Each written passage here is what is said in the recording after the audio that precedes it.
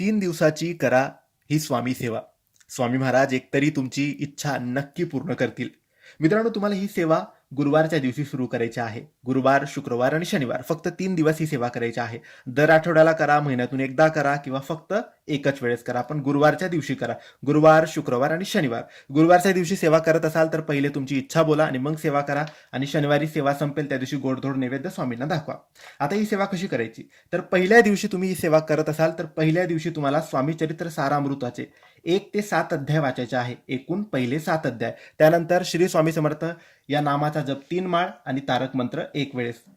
दुसऱ्या दिवशी 8 ते 14 अध्याय स्वामी चरित्र सारामृताचे. त्यानंतर 3 माळ श्री स्वामी समर्थांचा जप आणि 1 वेळेस तारक मंत्र. तिसऱ्या दिवशी 15 ते 21 अध्याय 3 वेळेस 3 माळ श्री स्वामी समर्थांचा जप आणि 1 वेळेस तारक मंत्र. असं 3 दिवसाची ही सेवा तुम्ही नक्की करा.